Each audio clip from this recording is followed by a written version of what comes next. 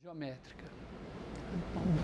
Esse tipo de coisa a gente pode pensar. De uma maneira geral, uma equação, a gente espera que uma equação em x e y dê uma curva. Bom, a gente acabou de ver que nem sempre, né? Por exemplo, aqui uma equação podia dar o conjunto vazio, podia dar um ponto, Mas, em geral, a gente espera que seja uma curva pelo seguinte, olha, uma equação em x e y é uma coisa assim, f de x, y igual a zero, vou botar igual a c, é uma constante. Né? x2 mais y2 igual a 4. Né? A gente espera que isso seja uma curva pelo seguinte, olha, pensa assim, ó, vamos passar para a dimensão 3, bota aqui x, y, z. E agora pensa essa f de R2 em R, que a cada par xy associa um número. Então, em cima de cada ponto do plano vai ter um ponto aqui, e o gráfico dessa f é uma superfície. Então, você tem aqui uma superfície, quando eu faço C, eu estou dizendo, ó, eu quero os pontos dessa superfície que correspondem a Z igual a C. Então, como pegar essa superfície e cortar por um plano horizontal C. Você espera o quê? Que você cortou uma superfície por um plano, você tem uma curva de nível. E vamos dizer, a projeção dela no chão é isso aqui. Então, por isso, em princípio, em geral, a gente pensa que uma equação vai dar uma curva. Bom, esse tipo de coisa,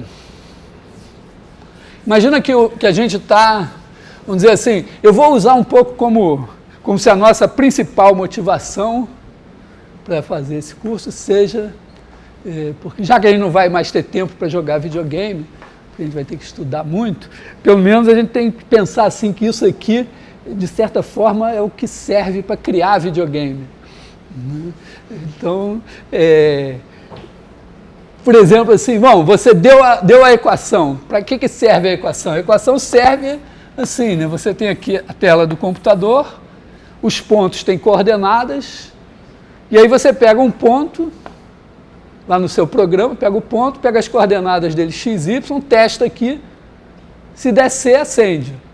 Se não der C, fica apagado. Então, fazendo um programa assim, tem essa equação, você vai testando as coordenadas de cada ponto da tela, sempre que satisfizer a equação, você acende, se não satisfizer, você apaga. Vai ter que ser um pouquinho menos rígido, né? Porque, eventualmente, vamos dizer assim, se os pixels, pensando assim que os pixels são assim, sei lá, cada um tem um endereço aqui, se o seu ponto estiver aqui, ele não vai ser esse daqui, mas ele vai estar dentro desse pixel aqui, então você eventualmente acende aqui, uma coisa assim. Mas, então, é uma maneira de testar, quer dizer, quando você tem a equação, você tem uma maneira de testar se o par ordenado xy está ou não na sua curva. Então, essa é uma maneira de pensar.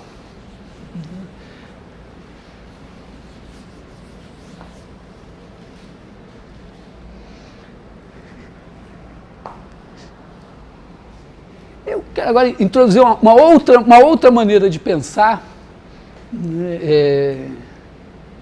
é pensar o seguinte, pensar que talvez alguns de vocês gostem de física, de mecânica e tal, e pensar que uma curva pode ser pensada como a trajetória de uma partícula. Quer dizer, você é uma partícula, um ponto P, que se move e ele vai descrevendo uma curva.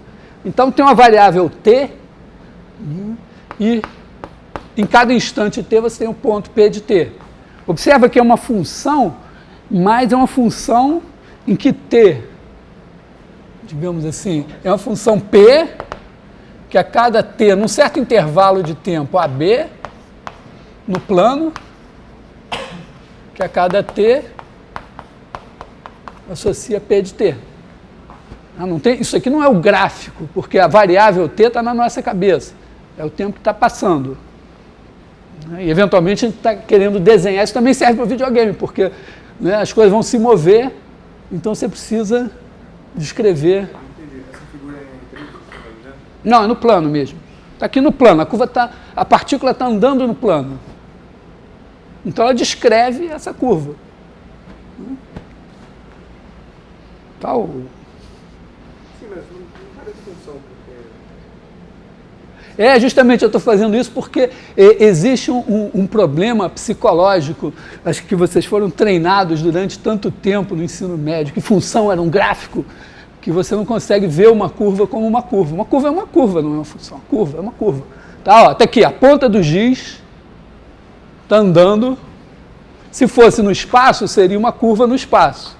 Mas como ele andou aqui no plano, ele descreveu uma curva no plano, é uma curva. Sim, mas o que eu quero dizer é que se estabelecer um eixo de coordenadas canônico aí, vai ter 2y para... Sim, tudo bem. Mas a variável não é nem x, não tem x nem y aqui ainda. A variável é o tempo.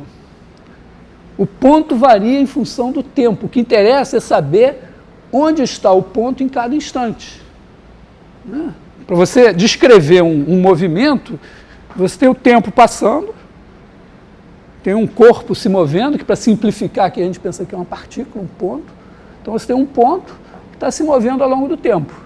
A variável é o tempo. O meu problema é saber em cada instante t onde está o ponto P.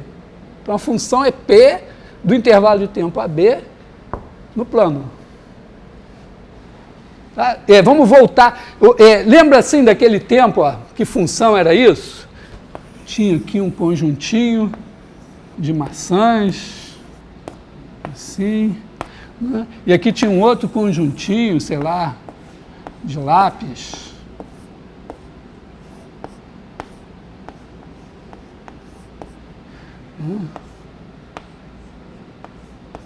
E aí cada maçã vai escolher um lápis que vai espetar nela. Então você faz aqui uma função e sobrou um lápis lá.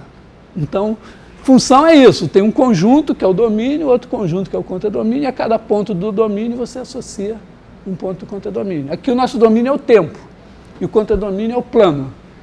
E a cada instante t, eu tenho um ponto P de t. Então, é isso. Não tem nenhuma geometria analítica aqui. Agora, como é que entra a geometria analítica? Bom, para eu descrever esse ponto P de t, eu tenho que dar as coordenadas dele. Então, eu introduzo um sistema de coordenadas. Aqui é o x, aqui é o y. E aí, o P de t, ele vai ter uma coordenada x de t e uma coordenada y de t. Agora sim, você vai ter uma função x de AB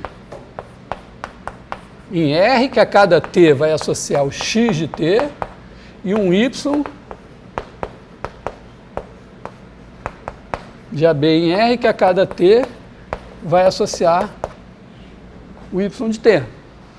Então aqui você precisa de duas funções. Porque às vezes, né, pode ser que essa curva seja o gráfico de uma função e você possa usar o x como fazer o x igual a t e o y igual a f de x, que é f de t. Mas, em geral, nesse caso aqui, não vai dar. E você não vai querer eliminar a possibilidade de uma curva ser assim, só porque ela não é o gráfico de uma função. Para descrever essa curva, a gente precisa de duas funções. E aí é diferente, ó. Não é mais um teste. Você pega um valor de t e, para cada valor de t, você acha o ponto correspondente. Em termos de desenhar a curva, você pega o intervalo AB, como é que faria no computador? Pega o intervalo AB. Bom, tem infinitos pontos aqui, não dá para eu, no computador, mandar plotar tudo. Mas eu posso partir em pedacinhos, né? Fazer A igual a T0, B igual a Tn, e aí teria o tempo T1, T2, o tempo Ti. E aí, para cada valor de t, né, fazer um desenho animado disso daqui. Como é que funciona? Ó? Você pega o tempo de A até B, digamos que esse tempo é dado em segundos. Né, vamos dizer assim, A igual a 0, B igual a 5 segundos. Então, você vai levar 5 segundos para ir daqui, P de 0, P de 5. Como você quer fazer uma animação, pensando em cinema clássico, classicamente, para ter uma boa ilusão de movimento, eu acredito que seja, primeiro, para dar uma boa ilusão de movimento, que precisa pelo menos 1/10 de segundo de tempo, e também o fato técnico, né, que cinema tradicional, você tem um filme passando e vai fazendo fotos. Então não dá para fazer 10.000 fotos por segundo, né? Mas dá para fazer 24 por segundo, e esse é o padrão clássico de cinema, você faz 24 imagens por segundo. Então aqui a gente pegaria esses 5 segundos e faria 120 intervalos, então você faria TI, você faria um H igual a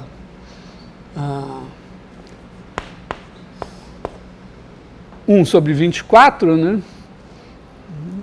E aí faria TI igual a I vezes H, com I de 0 até 120. Então, quando I for 0, você está no tempo 0, quando I for 120, você está no tempo 5, e você vai criando. Então, a cada 24 avos de segundo, você bota um pontinho aqui.